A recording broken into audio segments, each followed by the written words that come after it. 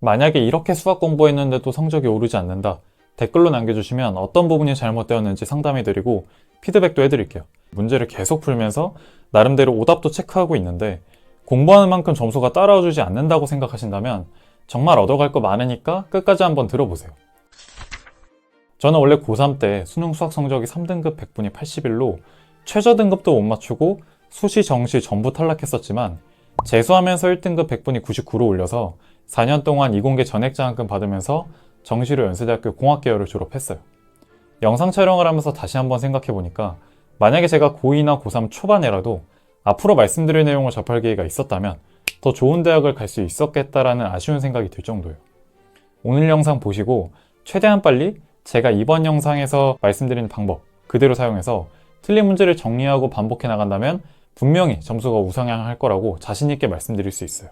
하지만 이 영상을 보고 나서도 여전히 문제풀이에만 집중하고 본인이 틀린 문제에 대한 기록과 반복을 게을리한다면 장담하는데 성적 향상은 절대로 없을 거예요.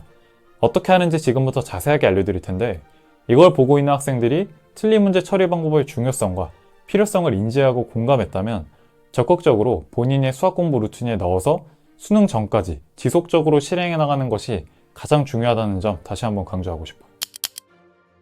제가 재수를 시작하면서 틀린 문제 분석을 어떻게 해야 할지 스스로 고민했던 내용을 간단히 한번 말씀드려 볼 텐데 여러분들도 지금 제가 말씀드릴 4가지 내용에 대해서 공감되는지 생각해 보세요. 첫 번째, 다른 건 몰라도 내가 기존에 틀렸던 문제와 유사한 유형으로 등장하는 문제만큼은 무조건 맞춰야 한다. 두 번째, 내가 틀렸던 문제 자체가 유사한 유형으로 다시 등장하진 않더라도 틀린 문제에서 내가 실패했던 조건 해석이나 식 변형 방법, 응용 개념들은 무조건 다시 한번 등장한다. 세 번째, 문제에서 새롭게 내가 알게 된 내용이나 간과하고 있던 부분들을 기록하고 반복해서 내 것으로 만든다면 다른 문제에 나왔을 때 적용 가능할 것이다. 마지막 네 번째, 꾸준히 기록한 내용들을 수능 전날까지 반복해서 완벽히 내 것으로 만든다면 점수는 우상향할 수밖에 없을 것이다. 그렇다면 꾸준히 반복 가능하도록 복습이 용이하도록 기록해야 할 필요가 있다. 이런 생각들 끝에 저는 노트 2권을 만들게 되었어요. 바로 오답 관리 노트와 오답 분석 노트예요. 틀린 문제 정리하는 노트가 굳이 2권인 것을 보고 의아해하실 수 있는데 각 노트의 목적이 달라요. 우선 오답 관리 노트는 심플하게 틀린 문제를 반복적으로 풀어서 보자마자 바로 풀 수 있을 정도로 숙달시키기 위함이에요. 내가 틀렸던 문제가 유사한 유형으로 출제되었을 때 빠르고 정확하게 풀어내기 위해서는 틀린 문제들을 완전하게 풀어낼 수 있을 때까지 반복 학습해야 되는데 대부분의 학생들은 문제 위에 1, 2, 3 써놓고 체크하거나 아니면 해설 보고 이해된다 싶으면 한번 따라서 풀어보고 세모 치고 넘어간단 말이에요. 중학교 때까지는 통했을지 몰라도 고등 수학부터는 틀린 문제를 이 정도로 공부해서는 어림도 없어요. 방금 설명드린 반복 숙달 중심의 관리 노트와는 다르게 오답 분석 노트는 틀린 문제 중에서도 특히 어렵다고 느끼는 문제들 중에 내가 새롭게 알게 된 조건 해석 방법과 간과하고 있던 내용들을 좀 더 디테일하게 핀포인트로 하나씩 정리하는 노트예요. 그런데 분석 노트를 정리할 때 반드시 지켜야 하는 기록 양식이 있어요. 여러분이 같은 내용을 정리해도 어떻게 기록하고 반복 학습해 놓느냐에 따라서 시험 시간에 내가 공부한 내용을 끄집어낼 수 있는지 없는지가 결정되거든요. 그럼 지금부터 오답 관리 노트와 분석 노트를 각각 어떻게 정리해야 하는지 자세하게 보여드릴게요. 우선 줄이 쓰면서 두껍지 않은 얇은 스프링 노트를 준비해주세요.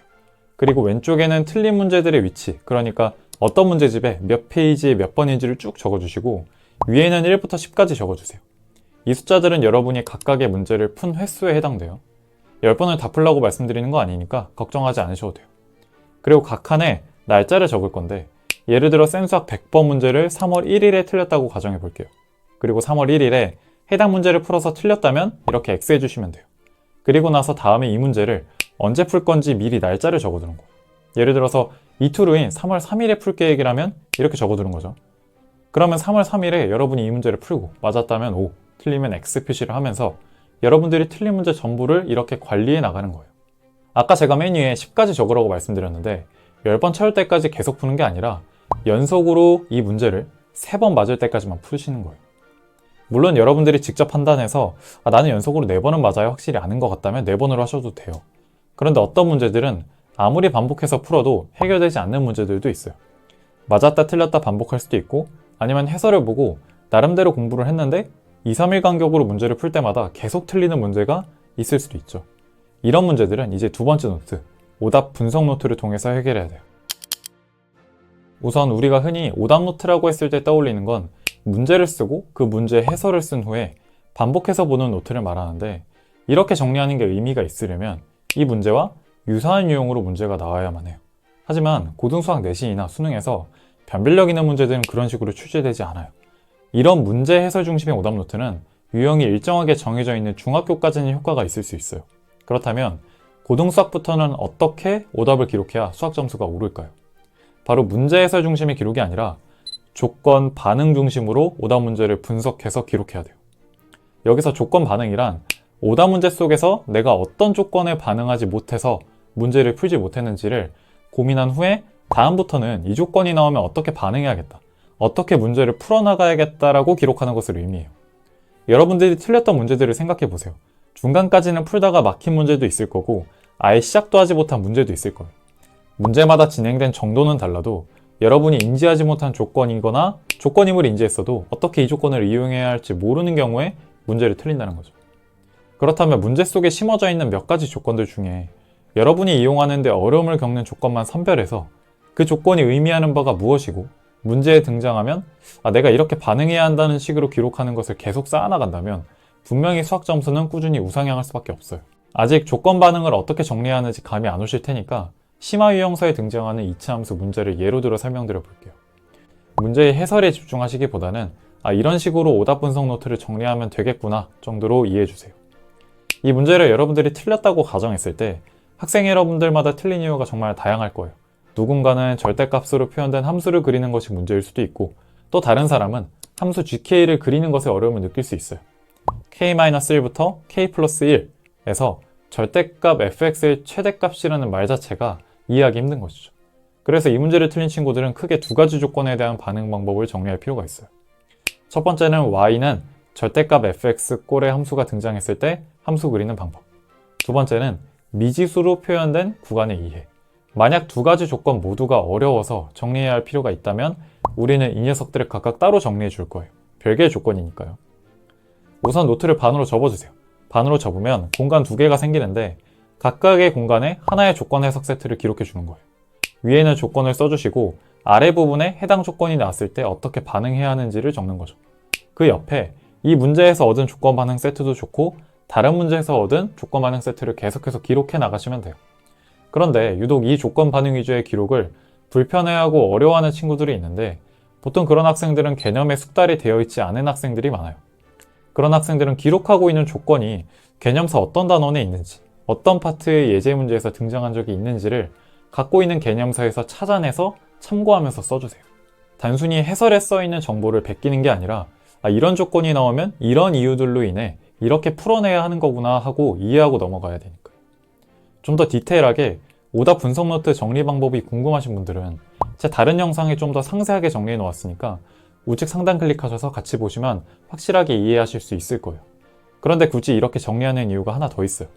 하나의 조건 반응 세트를 위아래로 분산해서 적은 이유는 복습을 위해서인데 매일같이 여러분이 이 노트를 복습하셔야 하는데 복습할 때 아래 부분에 써있는 부분을 손으로 가리고 이런 조건이 나왔을 때 어떻게 내가 반응해야 하는지 아래에 적혀있는 내용을 말로 말하면서 암기하는 거예요. 우리 영어 단어장 정리할 때 영어 단어와 한국어 뜻 위주로 적듯이 수학도 마찬가지로 모르는 조건이 나왔을 때 이렇게 풀어야 한다 라는 내용을 반복 숙달해 나가는 거죠. 그리고 정리해 나가다 보면 유사한 조건에서 반복해서 틀린 문제가 등장할 수도 있는데 그때는 밑부분에 해당 조건 반응 세트가 들어있는 문제의 위치를 적어주는 거예요. 그런 분석 노트를 복습할 때 문제집을 펼쳐서 직접 풀어보면 더 양질의 공부를 해나갈 수 있을 거예요. 이렇게 해서 수학 공부에서 가장 중요하다고 할 수 있는 틀린 문제 공부를 위한 노트 두 가지를 소개해드려 봤어요. 오답 관리 노트와 분석 노트 모두 제가 재수를 하면서 정말 꾸준히 매일같이 하루도 빠지지 않고 작성했었고 복습도 매일 했었어요. 수능 수학 100분이 81에서 99로 올리는데 가장 많이 기여한 건 이 두 가지 노트였기 때문에 여러분들에게 소개해드리고 싶었고 실제로 수업을 진행할 때 제가 학생들에게 가장 많이 강조하는 부분이에요. 고단백 수학 상담을 한 학생들 중에 이 노트를 사용했더니 성적이 올랐고 앞으로 계속 작성할 거라고 연락을 준 몇몇 친구들이 있었고 온라인 수업을 하고 있는 학생들에게도 수업 시작과 동시에 무조건 제가 체크하는 게 이 관리 노트와 분석 노트 작성 여부예요. 하지만 사실 이 노트들을 꼼꼼하게 매일 기록하고 복습하는 건 정말 어려운 일이고 어렵지만 이걸 꾸준하게 한 학생은 반드시 성적이 오를 거예요. 영상을 보고 여전히 이렇게 하면 좋긴 하겠다 해서 끝나고 행동으로 이어지지 않는 학생들은 성적이 우상향하는 공부와는 거리가 점점 멀어질 거니까 반드시 오늘부터 시도해보세요. 제가 소개해드리는 노트 작성에 대해서 궁금한 게 있으신 분들은 댓글에 남겨주셔도 좋고 수학 고민 관련된 부분이 있으면 고단백 수학 상담소도 운영하고 있으니까 아래 고정 댓글 통해서 신청해주세요. 그럼 다음에도 여러분들에게 도움이 되는 내용 들고 찾아오겠습니다. 고단백 수학이었습니다. 감사합니다.